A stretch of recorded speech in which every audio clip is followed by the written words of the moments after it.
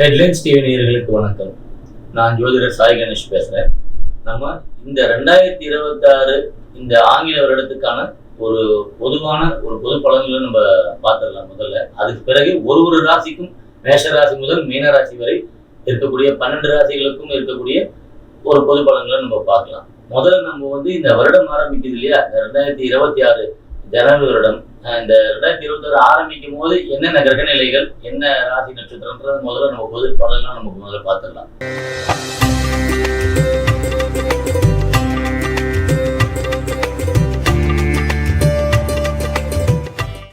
மிதுன ராசிக்கான பலன்களை இப்ப நம்ம பார்க்கலாம்.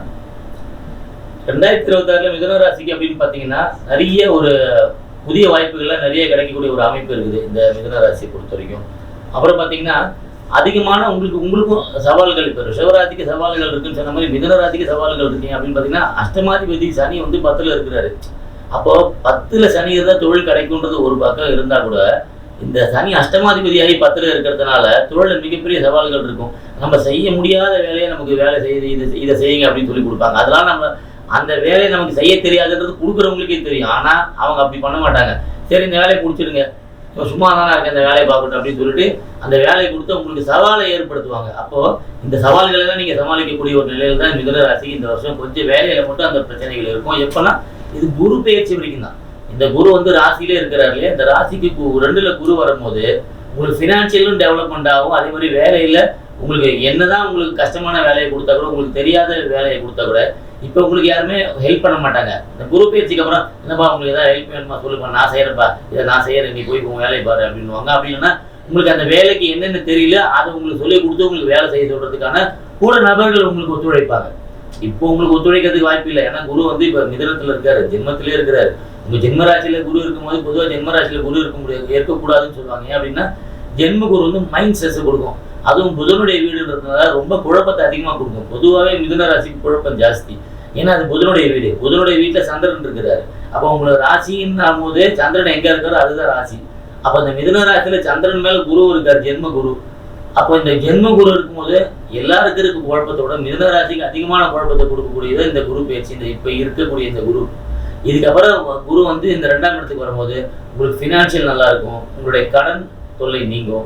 அதே மாதிரி பார்த்தீங்கன்னா வேலையில் இருக்கக்கூடிய பளு குறையும். நீங்கள் புதுசாக அதாவது நீங்கள் ஒரு பிஸ்னஸ் பண்ணணும், இல்லை ஒரு புதிய ஒரு கூட்டு தொழில் பண்ணணும், எனி பிஸ்னஸு இல்லை ஏதாவது ஒரு விஷயம் பண்ணணும்னா ஒரு சுப விஷயத்துக்கு, ஒரு சுப நிகழ்ச்சிகளுக்கு நீங்கள் செலவழிக்கக்கூடிய ஒரு நல்ல ஆண்டா இந்த வருஷம் உங்களுக்கு அமையும். ஜூன் மாதத்துக்கு பிறகு உங்களுக்கு ஃபினான்ஷியல் லெவலில் இந்த மிதுன ராசிக்கு 2026 நல்லா இருந்தாலுமே ஃபேமிலி சம்பந்தப்பட்ட விஷயங்கள ரொம்ப கவனமாக இருக்கணும். ஏன் அப்படின்னு பார்த்தீங்கன்னா ஜென்மத்தில் குரு இருக்கும்போது சரி, 2ஆம் இடத்துல குரு வரும்போது சரி. இப்போ ஜென்மத்தில் குரு இருக்காருன்னா பாதகாதிபதி பாதகஸ்தானத்தை பார்க்குறாரு. அதாவது ராசியில இருந்தால் ஒரு 7ஆம் இடத்தை பார்க்கறதுனால சும்மாவே நமக்கு ஆப்போசிட் படிப்பு. நீங்கள் ஒரு கணவனாக இருந்தால் உங்கள் மனைவி ஒரு பிரச்சனையை உருவாக்குவாங்க. நீங்கள் ஒரு பெண்ணாக இருக்கிறீங்க அப்படின்னா உங்களுடைய கணவர் அந்த பிரச்சனையை உருவாக்குவார். அப்போ 2லேருந்து இப்போ ராசியிலேருந்து 2ஆம் இடத்துக்கு குரு வராரு அப்படின்னு பார்த்தீங்கன்னா 2ல் இருக்கக்கூடிய குரு அந்த 7ஆம் இடத்தை பார்க்கும்போது 8ஆம் இடத்தை பார்ப்பாரு. அப்போ 8ன்றது என்ன?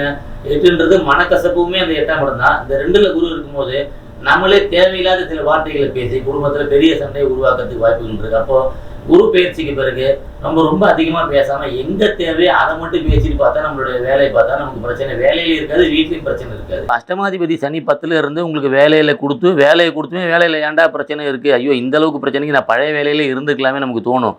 ஆனால் இந்த பிரச்சனைகள் எல்லாமே ஜூன் மாதத்துக்கு பிறகு படிப்படியாக உங்களுக்கு ஒரு நல்ல ஒரு வேலையில் முன்னேற்றத்தை கொடுத்து இப்போ நீங்கள் இருக்கக்கூடிய வேலையை விட அடுத்த வேலைக்கு போனாலுமே உங்களுக்கு நல்லாயிருக்கும். இல்லை நான் இதே வேலையில் நான் ஸ்டாண்டர்டாக இருக்குன்னு நினச்சா கூட இருக்கக்கூடிய வேலையிலே உங்களுக்கு யார் பிரச்சனை பண்ணாங்களோ அவங்களே உங்களுக்கு நல்லது பண்ணக்கூடிய ஒரு டைமாக இருக்கும். எப்போ ஜூன் மாதத்துக்கு பிறகு, அதாவது குரு பயிற்சிக்கு பிறகு. குரு 10ஆம் அதிபதி 2ல் வரும்போது உச்சஸ்தானத்தில் வராரு, அவருடைய உச்ச வீட்டுக்கு வராரு கடகத்துக்கு. அப்போ மிதுன ராசிக்கு 2ல் குரு வரும்போது 10ஆம் அதிபதி 2ல் உச்சமாக இருந்து 10ஆம் வீட்டையே பார்க்குறாரு. அப்போது உங்களுக்கு தொழில் நல்லாயிருக்கும், கடன் உங்களுக்கு அடையும். அதே மாதிரி பார்த்திங்கன்னா பெரிய லெவலில் கடன் வாங்கியிருந்தீங்கன்னா அந்த கடன் சுமை குறையிறதுக்கும் வாய்ப்புகள் இருக்குது. இல்லை எனக்கு சின்ன ஒரு 4-5 லட்சம் தான் சார் கடன் இருக்குது அப்படின்னா அந்த கடன் உங்களுக்கு 2026 இந்த வருஷம் ஜூன் மாதத்துக்கு பிறகு கண்டிப்பாக உங்களுக்கு அடைஞ்சிரும். சின்ன கடன்லாம் கண்டிப்பாக அடைஞ்சிரும்.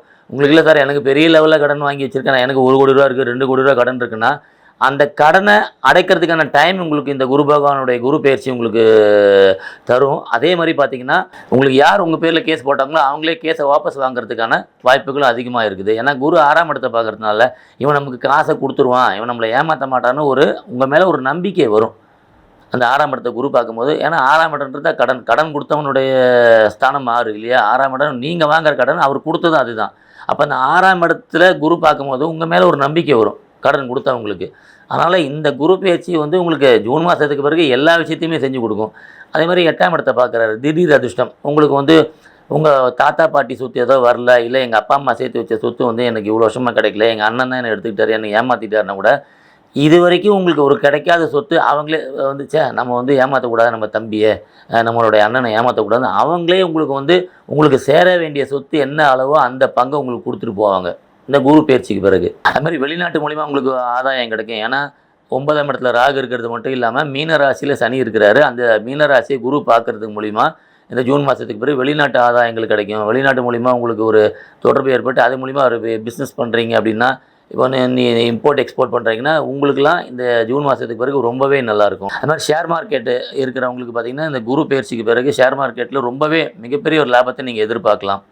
யாரெல்லாம் ஷேர் மார்க்கெட் போட்டிருக்கீங்க, இல்லை ஒரு மற்ற விஷயங்கள் நீங்கள் ஒரு திடீர் பணம் வரதுக்கான சில விஷயங்களில் முயற்சிகளில் ஈடுபட்டிருப்பீங்களே, அப்போ இப்போ நீங்கள் வட்டிக்கு விட்றீங்க அப்படின்னா கூட இது வரைக்கும் வட்டி கொடுக்காதவங்க கூட ஆல்ரெடி உங்களுக்கு கொடுக்க வேண்டிய வட்டியை சேர்த்து கொடுத்துருவான். உங்களுக்கு வருஷத்துடைய தொடக்கத்தில் உங்களுக்கு கடனுடைய பிரச்சனைகள், இல்லை இந்த வேலை பளு பிரச்சனைகள் இதெல்லாம் இருந்தால் கூட இந்த ஜூன் மாதத்துக்கு பிறகு எல்லாமே படிப்படியாக குறைஞ்சி உங்களுக்கு நல்ல முன்னேற்றத்தை கொடுக்கக்கூடிய ஒரு சிறப்பான வருஷமாக இந்த 2026 இருக்கும். அதே மாதிரி குரு 6ஆம் இடத்தை பார்க்கறதுனாலையும், அதே மாதிரி உங்களுடைய ராசியை சனியை பார்க்கறதுனால, அஷ்டமாதிபதியை பார்க்கறதுனால, அஷ்டமஸ்தானத்தை குரு பார்க்கறதுனால தேவையில்லாத செலவுகள், அந்த செலவு கடன் வாங்கி செலவு பண்ணுறது நீங்கள் குறைச்சிக்கிறது நல்லது. பணம் உங்களுக்கு வரும்.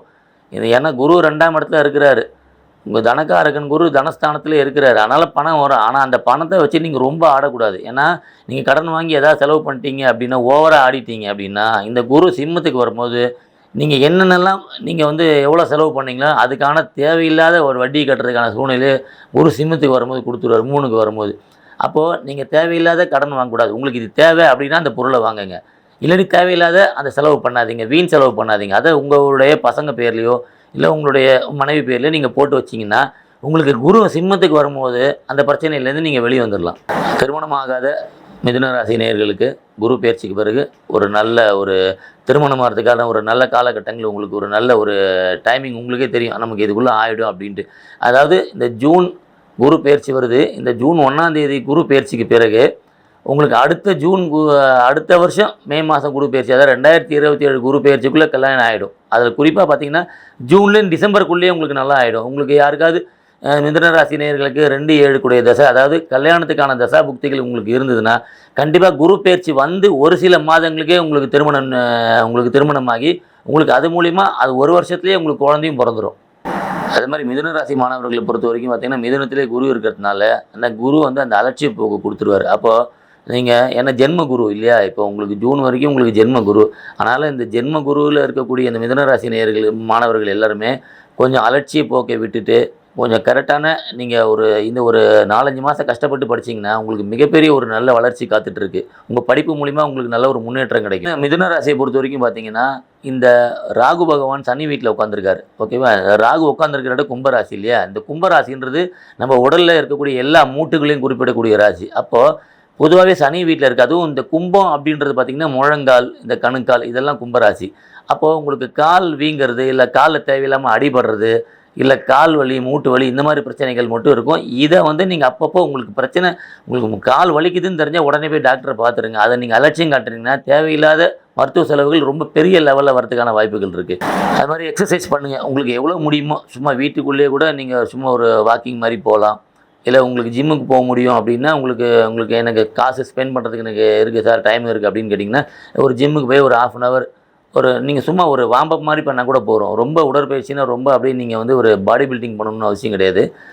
ஒரு சின்ன எக்ஸசைஸ் நீங்கள் வீட்டுக்குள்ளே இருந்து பண்ணாலும் சரி, இல்லை ஜிம்முக்கு போனாலும் சரி, உங்களுக்கு இந்த வருஷம் மட்டும் கொஞ்சம் ஹெல்த்தில் ரொம்ப கேர்ஃபுல்லாக பார்த்துக்கோங்க.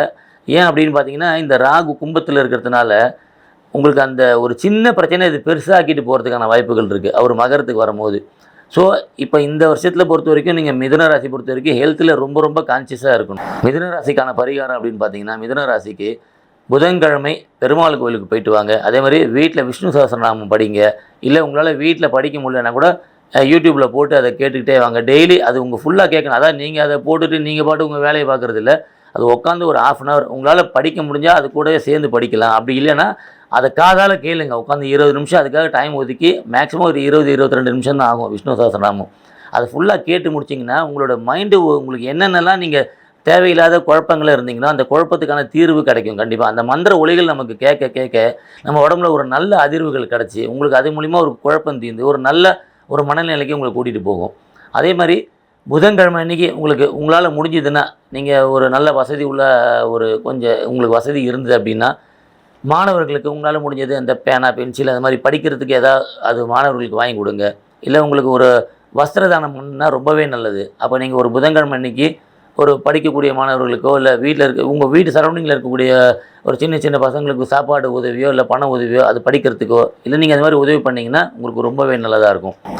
அதே மாதிரி பச்சை நிற பொருட்களை தானம் பண்ணலாம். பச்சை நிற பொருள்னால் இப்போ நீங்கள் ஒரு பாசி பயிர் இருக்கு இல்லையா, பச்சை பயிர், அதை வாங்கி நீங்கள் கோவில்களுக்கு தானம் பண்ணலாம். இல்லை அதை நீங்கள் ஒரு தலையில் கொஞ்சம் ஒரு கைப்பிடி அளவுக்கு அந்த பச்சை பயிரை எடுத்து ஒரு வெள்ளை துணியில் கட்டி நீங்கள் தலகாணிக்கு அடியில் தூங்கும்போது படுக்கும்போது அதுக்கு அடியில் தலகாணிக்கு அடியில் வச்சுன்னு படுத்து தூங்கினீங்கன்னா அது காலையில் எழுந்திரிச்சு அந்த பச்சை பயிரை எடுத்து நீங்கள் கால் படாத இடத்துல தூக்கி போட்டுருங்க. அது உங்களுக்கு ஒரு நல்ல தூக்கத்தையும் கொடுக்கும், நல்ல மன நிம்மதியும் கொடுக்கும். உங்களுக்கு இந்த வருஷத்துக்கான மிதுன ராசிக்கான பரிகாரம் இதுவே போதுமானது.